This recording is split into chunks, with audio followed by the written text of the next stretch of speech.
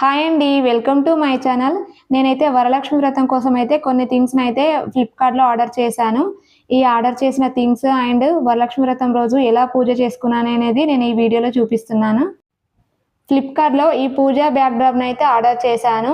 చూడ్డానికైతే design చాలా బాగుంది, కానీ 7 ఫీట్ హైట్ మాత్రమే వచ్చింది. నేను ఇంతకుముందు యూజ్ చేసిన బ్యాక్డ్రాప్ అయితే తొందరగా పాడైపోయింది, అందుకే ఇది ఆర్డర్ చేశాను.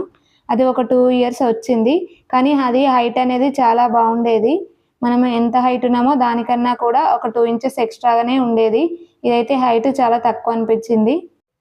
డిజైన్ అయితే చాలా బాగా వచ్చింది. రియల్గా బంతి పూలేమో అన్నట్టుగా ఉన్నది. డెకరేషన్ రియల్గా చేసినట్టుగానే కనిపించింది ఫొటోస్లో అయితే. రీసెంట్గా 9 రూపీస్కి శారీ అని ఒక వీడియో చేశాను కదా, ఆ రోజు షాపింగ్కి వెళ్ళినప్పుడు ఈ డోర్ హ్యాంగింగ్స్ అయితే తీసుకున్నానండి.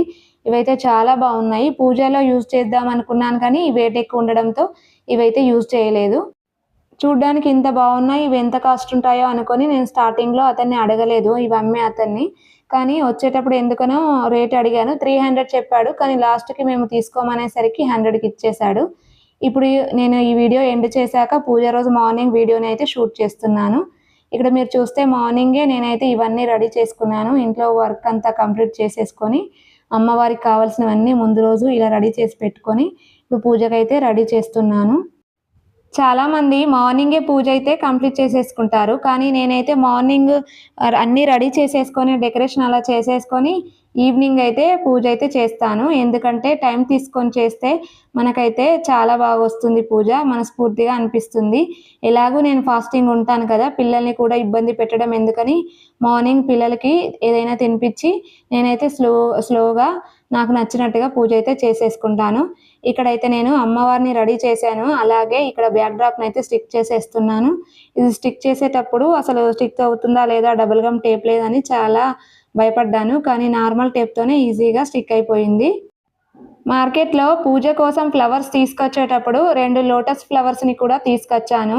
ఈ ఫ్లవర్ పెటల్స్ని ఇలా ఇక్కడ చూపిస్తున్నట్టుగా ఫోల్డ్ చేశాను. ఫోల్డ్ చేస్తే మాత్రం లోటస్ అయితే చాలా బాగుందండి. డెకరేషన్ చేస్తూనే ఇక్కడ ఒకవైపు అయితే ప్రసాదాలు చేసేస్తున్నాను. ప్రసాదాలు కూడా కంప్లీట్ అయిపోయాయండి. మా పిల్లలు రెడీ అవుతామని ఊకే అల్లరి చేస్తుంటే రెడీ చేసేసాను వాళ్ళని కూడా. అన్ని పనుల కన్నా పిల్లల్ని రెడీ చేయడమే పెద్ద టాస్క్. ఈవినింగ్ టైంలో పూజ చేస్తున్నాను కాబట్టి నేను కూడా మళ్ళీ స్నానం చేసేసి శారీ కట్టుకొని అయితే రెడీ అయ్యానండి. ఈ బ్లౌజ్ అయితే కంప్యూటర్ ఎంబ్రాయిడరీ వర్క్ చేసిన బ్లౌజ్ పీస్ని తీసుకొని విడిగా స్టిచ్చింగ్ చేసేసుకున్నాను, శారీ మీది కాకుండా. ఇక్కడైతే మా హస్బెండ్ దగ్గర బ్లెస్సింగ్స్ అయితే తీసుకుంటున్నాను పూజకు ముందు. మా హస్బెండ్ అంటున్నారు, ఈ 1 ఇయర్కి ఒకేసారి ఈరోజు మాత్రమే కాళ్ళకి దండం పెట్టుకుంటారని చెప్పేసి కామెడీ చేస్తున్నారు. అలాగే ఆశీర్వదించారు కూడా. ఇక్కడైతే అమ్మవారిని అయితే రెడీ చేసేసుకొని పూజ అయితే స్టార్ట్ చేశామండి. మనం ఏ పూజ చేసినా కూడా ముందుగా వినాయకుడి పూజ అయితే చేస్తాం కదా, అందుకే ఇక్కడ నేను పసుపు గణపతి చేసి పూజ అయితే స్టార్ట్ చేశానండి. మా హస్బెండ్ అయితే అమ్మవారి పూజలో జాయిన్ అయ్యారు. ముందుగా బిజీ ఉండే కొంచెం. ఇక్కడైతే వెండి విగ్రహం ఉందే నా దగ్గర అమ్మవారిది, అందుకని ముందుగా అభిషేకం అయితే చేస్తున్నాం అమ్మవారికి. వినాయకుడి పూజ కంప్లీట్ చేసేసుకొని ఇక్కడ చూడండి పాలతో అలాగే తేనెతో అభిషేకం చేసుకున్న తర్వాత అయితే అమ్మవారికి కూడా పూజ అయితే కంప్లీట్గా చేసేసుకున్నాము. కొంతవరకు నాకు వచ్చినవి అయితే నేను మంత్రాలు చదివాను. దాని తర్వాత నాకు ఎక్కడైతే రావో అక్కడైతే నేను ఫోన్లో ఆన్ చేసేసుకొని పెట్టుకొని ఇక్కడైతే పూజ అయితే చేస్తున్నానండి.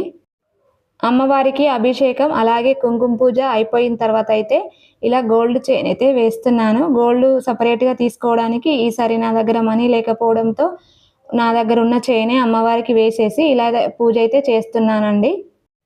అమ్మవారికి అయితే వాయనంగా ఈ లైట్ గ్రీన్ కలర్ శారీని అయితే పెట్టానండి. ఇక్కడ చూడండి అమ్మవారి పూజ అయితే కంప్లీట్గా అయిపోయింది. మనం అందరితో పాటు అమ్మవారికి కూడా వాయనం ఇస్తాం కదా, నేను అందుకని ఈ శారీని అయితే అమ్మవారికి వాయనంగా పెట్టాను. అలాగే అమ్మవారికి దగ్గర చిల్లర కాయిన్స్ కూడా పెట్టాలి కంపల్సరీ, ఎందుకంటే మనకు ప్రతి రూపాయి అమ్మవారే ఇస్తుంది కాబట్టి. పూజలో అభిషేకం అలాగే కుంకుమ పూజ అయిపోయిన తర్వాత నేనైతే స్తోత్రాలు చదువుతూ ఇలా పూజ అయితే చేసుకుంటున్నాను. మా హస్బెండ్ వెళ్ళిపోయారు, మళ్ళీ పిల్లలు వచ్చి కూర్చున్నారు. ఇలా ఒకరు లేస్తూ ఒకరు వస్తేనే ఉన్నారు. నన్ను అయితే ఒకదాన్ని వదలకుండా నాతో పాటు వాళ్ళు కూడా పూజ కంప్లీట్గా చేసేసారు మొత్తం మీద. నేనైతే సింపుల్గా అయిపోయే 5 ప్రసాదాలను అయితే చేసుకున్నానండి. పులిహోర, బెల్లపన్నం, అలాగే ఆవు పాలు, నానబెట్టిన శనగలు, పానకము ఇలా సింపుల్గా చేసుకున్నానండి. ఎందుకంటే పిల్లలు ఉన్నప్పుడు వాళ్ళకి ఇబ్బంది కాకుండా చూడాలి. ఇలా పూజ అయితే మనస్ఫూర్తిగా చేసుకునేదానికి వీలుగా నేనైతే సింపుల్గా అయిపోయే ప్రసాదాలను అయితే ఇలా చేశాను. ఇంతటితో పూజ అయితే కంప్లీట్ అయిపోయిందండి. మేము ఇక్కడ అమ్మవారి దగ్గర పెట్టిన కంకణాలైతే ఇంట్లో వాళ్ళందరము కూడా ఇలా చేతికైతే కట్టుకుంటున్నాము. నేనైతే ఇక్కడ అమ్మవారికి అలాగే మా పిల్లలకి మాత్రమే వాయనం ఇచ్చానండి. ఎందుకంటే మేము ఈ బిల్డింగ్‌లోకి కొత్తగా షిఫ్ట్ అయ్యాము. అందుకని చెప్పేసి ఇక్కడ నాకెవరు తెలీదు కాబట్టి వాయనం అయితే ఎవరికీ ఇవ్వలేదండి. ఇంతేనండి, పూజ అయితే ఇలా కంప్లీట్ చేసేసుకున్నాము. ఇల్లంతా కూడా చాలా పాజిటివ్ ఎనర్జీ అయితే ఉంది. నా పూజా విధానం ఎలా అనిపించిందనేది కామెంట్ బాక్స్‌లో కామెంట్ చేయండి.